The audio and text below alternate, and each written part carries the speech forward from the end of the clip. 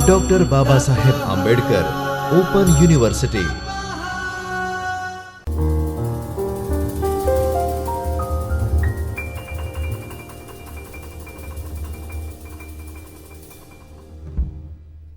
नमस्कार विद्यार्थी मित्रों, doctor Baba Saheb Ambedkar open university Ahmedabad के चैतन्य स्टूडियो से मैं doctor Maharudra Pratap Singh Chauhan, assistant professor Hindi, आप सबका स्वागत करता हूं।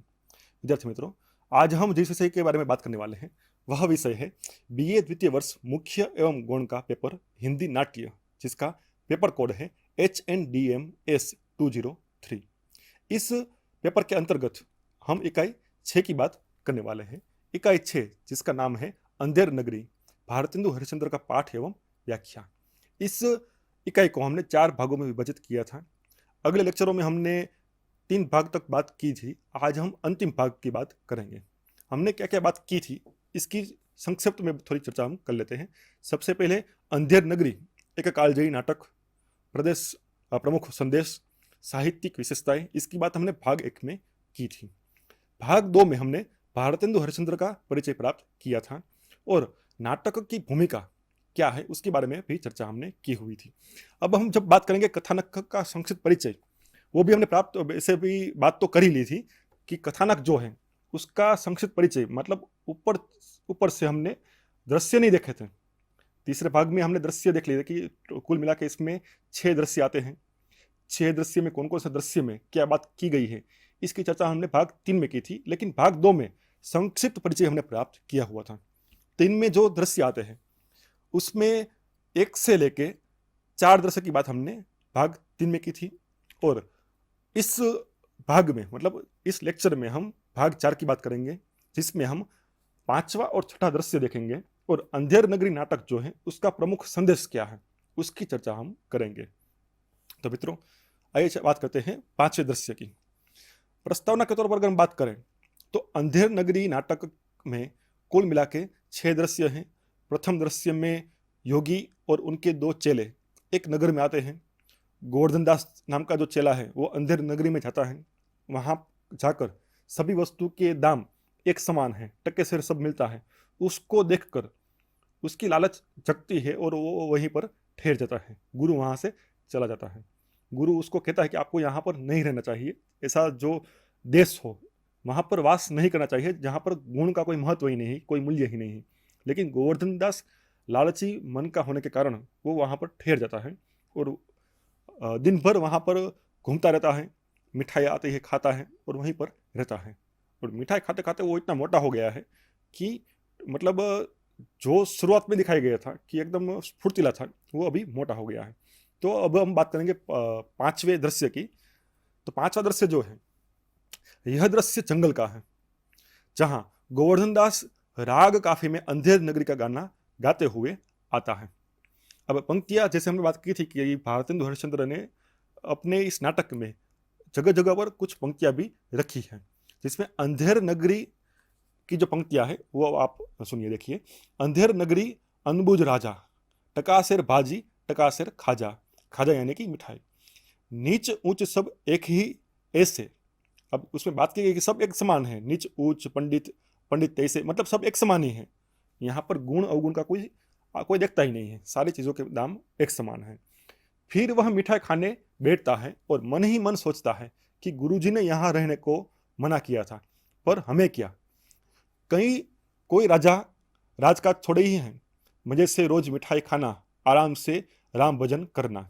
इतने में अचानक 4 प्यादे आकर उसे घेर लेते हैं और उसको पकड़ लेते हैं। गोवर्धन दास घबराता है। तब उनको उन प्यादों से पता चलता है कि दीवार के गिरने से बकरी दबकर मर गई और वे सिपाही उसे बताते हैं कि न्याय की खातिर किसी को तो फांसी पर चढ़ाना ही पड़ेगा।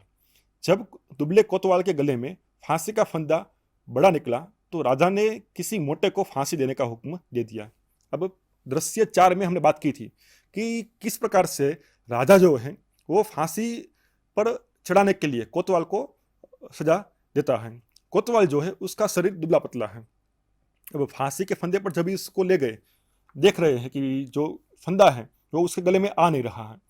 तो राजा का न्याय कितना मूर्खतापूर्ण है, वो फंदे को छोटा करने के बजाय ऐसा कहता है कि आप एक काम करिए, कैसे ऐसे व्यक्ति को लेकर आइए जो मोटा हो और जिसके गले में आराम से ये फंदा आ जाए।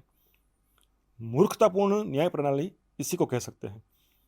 व्यंग्यात्मक है, सच्ची घटना नहीं है कि ऐसा हो नहीं सकता है, लेकिन उस समय की राजनीतिक स्थिति पर व्यंग्य करने के लिए लेखक ने ऐसा लिखा है।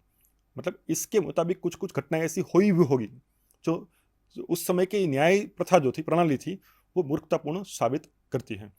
तो राजा ने ऐसा कह दिया कि कोतवाल का गला छोटा है, तो ऐसे कोई मोटे व्यक्ति को ले आए जिसका गला इस फंदे में आ जाए, और इसी कारण 4 प्यादे जाके गोवर्धन दास जो है उसको उठाकर ले आते हैं। गोवर्धन दास जो है वो घबरा जाता है। गोवर्धन दास मिठाई खा खाकर मुटिया गया था, यानी कि उसका शरीर बढ़ गया था, इसलिए उसे ही फांसी के लिए पकड़ लिया गया।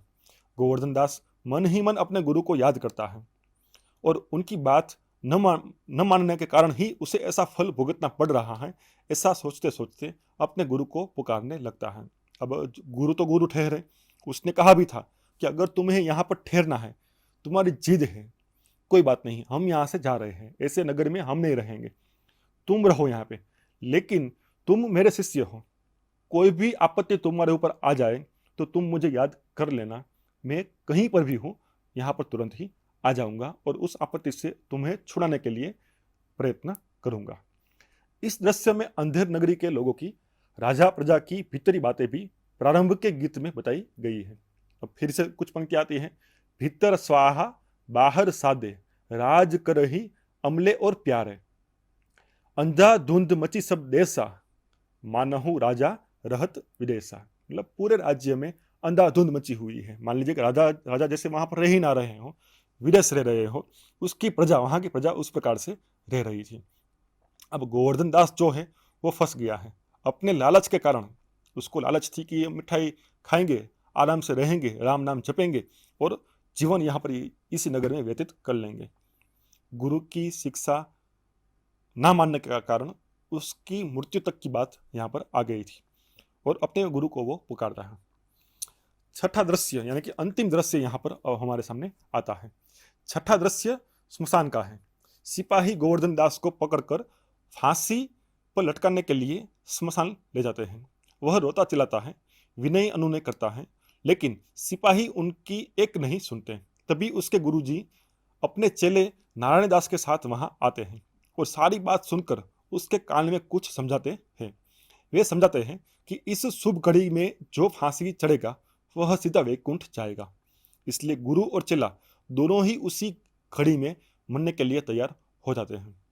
चेला अपने गुरु से कहता है कि आप तो सिद्ध पुरुष हो, इसके लिए उन्हें गति और अगति से कोई मतलब नहीं है।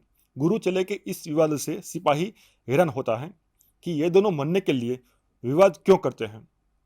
इतने में मंत्री और कोतवाल तथा राजा के साथ वहां आते हैं और गुरु से शुभ घड़ी और वैकुंठ जाने की बात सुनकर स्वर्ग प्राप्त करने की कामना से फांसी के फंदे पर चढ़ने की जिद करते हैं। अब राजा स्वयं वहां पर आते हैं। राजा कहता है, मतलब सब सुनता है कि गुरु जो है वो कहता है कि मैं फांसी पर चढ़ जाऊंगा। चेला जो है वो कहता है कि अभी मैं फांसी पर चढ़ने के लिए तैयार हूँ, और कहते हैं कि जो इस समय मरेगा उसको सीधा वैकुंठ मिल जाएगा। राजा वहां पर आता है और स्वयं वैकुंठ धाम जाने के लिए अपने स्वार्थ के लिए वो कहता है कि मेरे होते हुए आप क्यों फांसी चढ़ोगे, वैकुंठ जाने का हक मुझे है क्योंकि राजा मैं हूं। तो इसलिए वो दोनों को छोड़कर खुद ही फांसी पर चढ़ने के लिए तैयार होता है। लेकिन मूर्ख राजा यह कहते हुए फांसी के फंदे तक स्वयं पहुंच जाता है कि राजा के जीवित होते हुए पहले फांसी कौन चढ़ सकता है। मतलब वो यही बात की, वो कहता है कि फांसी चढ़ने का हक मुझे है क्योंकि मैं राजा हूं। उसी समय महंत व्यंग करते हैं और व्यंग करते हुए वे फिर से कुछ पंक्तियां यहाँ पर आती हैं। वो कहते हैं कि जहां न धर्म न बुद्धि न ही नीति न सुजान समाज, तो ऐसे ही आपू ही नशे जैसे चौपट राज। अब गुरुजी फिर से यहाँ पर अपना ज्ञान देते हैं। इस नाटक में राजा अविवेकी और मूर्ख है। वह हर समय नशे में डूबा रहता है और साधारण सी बात भी उसकी बुद्धि में ठीक प्रकार से नहीं घुसती है। यह न्याय अन्याय में अंतर नहीं जानता है। वह अंधविश्वासी है, अहंकारी है और निरंकुश है। तभी तो वैकुंठ जाने के अवसर पर कहता है, चुप रहो सब लोग, राजा के होते हुए वैकुंठ कौन जा सकता है।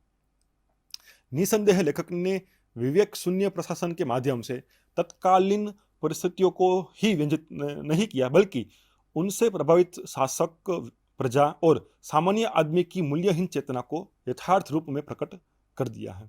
हास्य व्यंग्य के आधार पर अत्यंत गंभीर भावों की वाणी प्रदान करने में भारतेंदु पूर्ण रूप से सफल रहे हैं। अब हास्य और व्यंग्य के कारण हमारे सामने जो दृश्य आता है, नाटक को जब चल रहा होता है, मंच के ऊपर जब नाटक चल रहा होता है, तो ऐसी स्थिति को देखकर हमें हंसी आएगी। तो हास्य रस में गंभीरतापूर्ण बात भारतेंदु हरिश्चंद्र यहाँ पर हमें कहते हैं कि उस समय की नाट्य व्यवस्था किस प्रकार की थी। फिर यहाँ पर ही अंत में राजा जो है वो फांसी पर चढ़ जाता है। यहाँ पर नाटक पूर्ण होता है। गुरु चेला नगरी छोड़कर चले जाते हैं, व्यवस्था की पोल खुल जाती है, नाटक का प्रभावशाली समापन यहाँ पर हो जाता है। अब इस नाटक का मुख्य संदेश क्या है? तो अन्यायपूर्ण और मूर्खतापूर्ण शासन से दूर रहने की बात इसमें की गई है। समझदारी और विवेक की आवश्यकता मनुष्य में क्यों है, इसकी बात भी हम यहाँ इसके ऊपर से समझ सकते हैं। व्यंग्य के माध्यम से समाज सुधार की बात यहाँ पर की गई है। हमने कहा कि भारतेंदु हरिश्चंद्र जो है वो मुख्य रूप से व्यंग्य की शैली के द्वारा अपना संदेश संप्रेषित करते हैं। किसी संदेश को दूसरे के मन में पहुंचाने के लिए अलग अलग प्रकार की शैलियाँ होती हैं। उसमें से एक शैली है व्यंग्यात्मक शैली, जो प्रभावशाली है।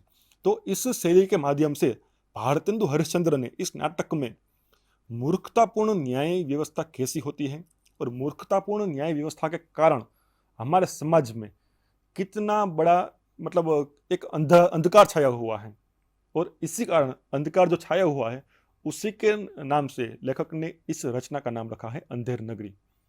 अंधेर नगरी एक प्रकार से आपको ये कह रहा है कि समाज की न्याय व्यवस्था ठीक ना हो। जो बात गुरु ने कही हुई थी वही बात हमारे सामने लेखक भी रखते हैं कि ऐसे नगर में हमें नहीं रहना चाहिए जहाँ पर आपके गुण का मूल्य ही नहीं है। अगर आप में कुछ अच्छा ही है, आपके गुण अच्छे हैं, आप सत्यवादी हैं, निष्ठावान हैं, और आपके गुण की कदर अगर हो नहीं रही है तो ऐसे नगर में आपको रहना चाहिए नहीं। तो यहाँ पर हमने इस प्रकार इस इकाई को 4 खंडों में विभाजित किया था।